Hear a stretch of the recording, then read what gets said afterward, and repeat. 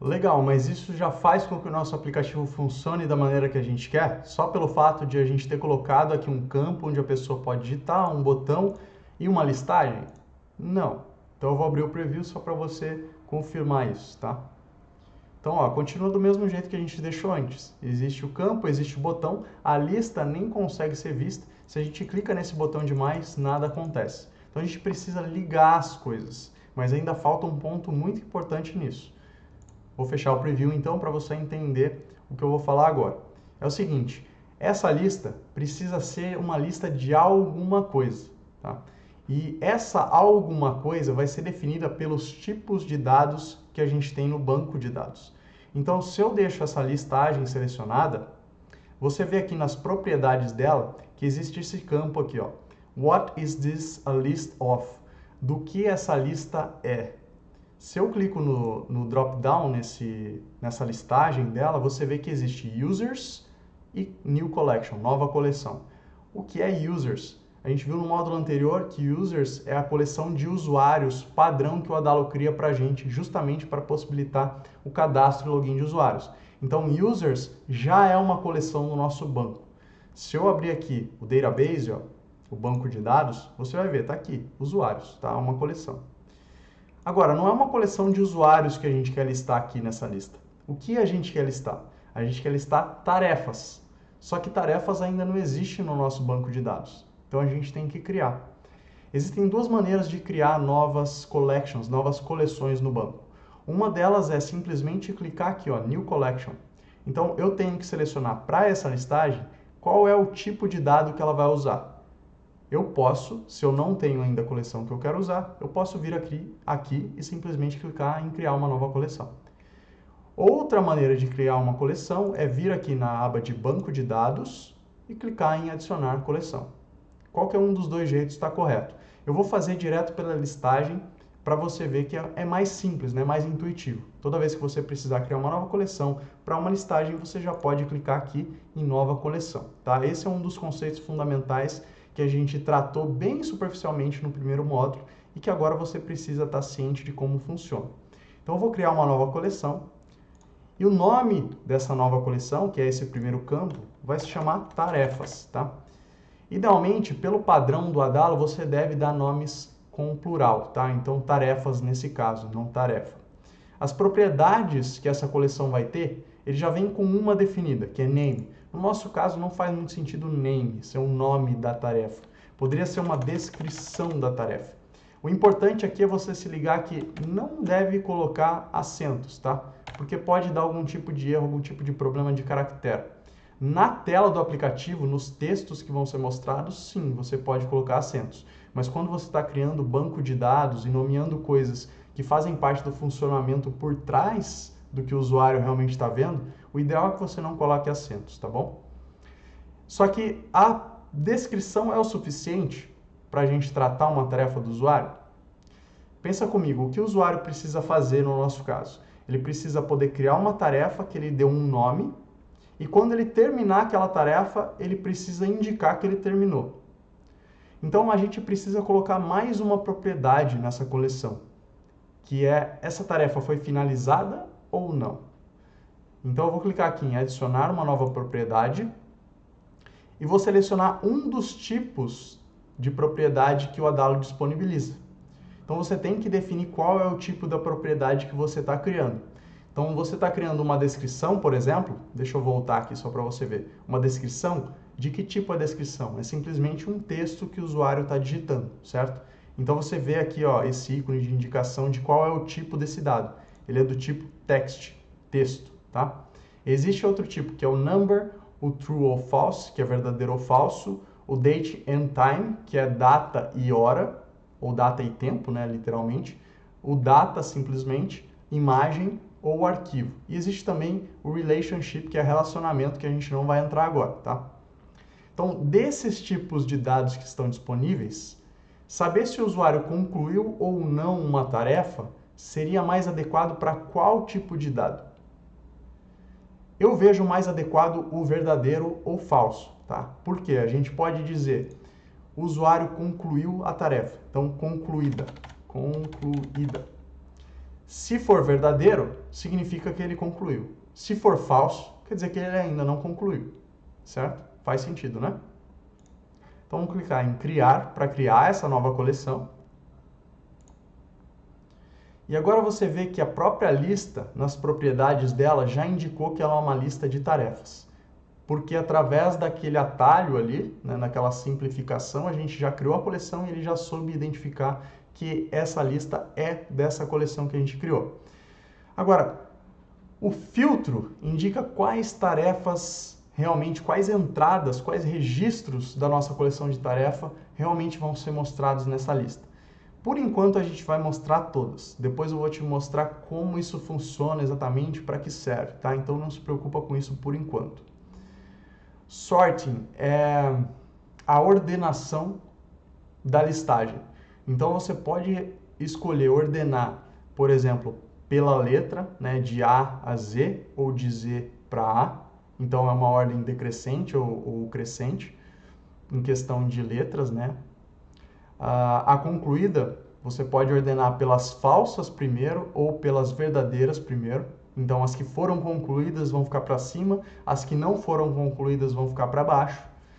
Pela data de criação, da mais antiga para mais nova, pela data de criação, da mais nova para mais antiga, pela data de atualização, da mais antiga para mais nova, e da mais nova para mais antiga em data de atualização. Então, você tem várias opções aqui.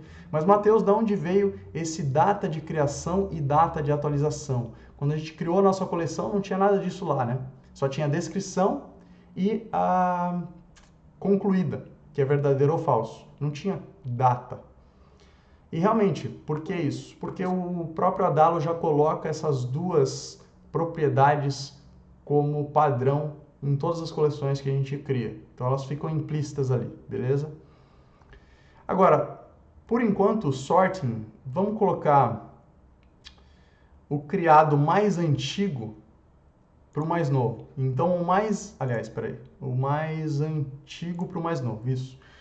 Então a tarefa mais antiga vai ficar para cima e as mais novas vão ser sendo colocadas para baixo, né?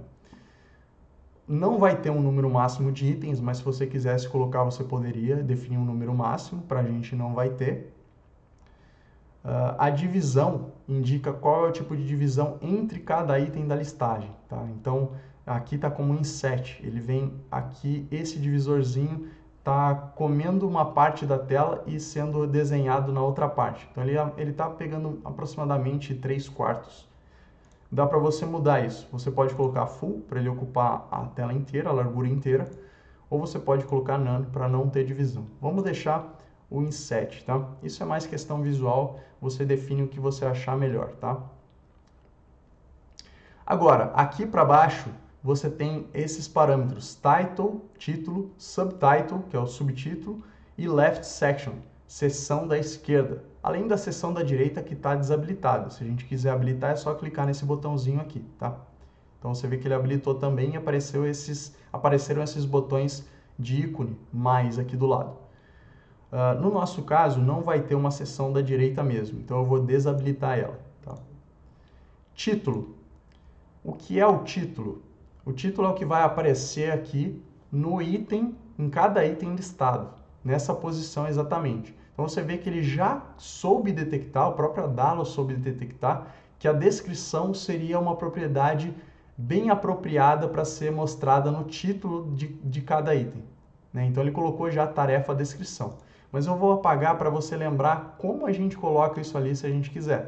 Então, se eu apagar isso daqui, você vê que sumiu o título aqui do display, né, da nossa visualização. Eu poderia digitar qualquer coisa, por exemplo, tarefa 1.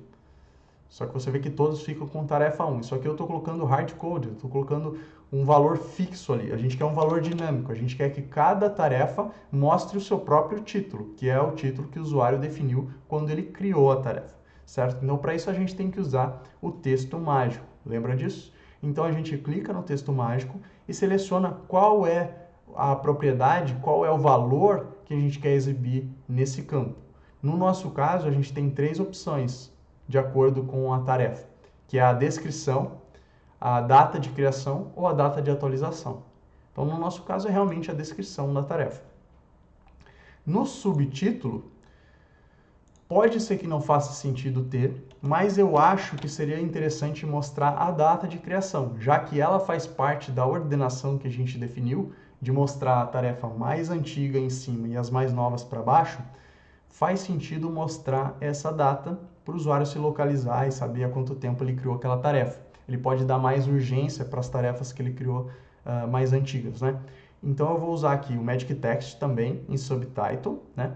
E vou selecionar Created Date, data de criação. E se você clicar aqui nesse botãozinho de edição desse tarefa Created Date, que foi um elemento colocado pelo texto mágico, você vai ver uma opção aqui, ó.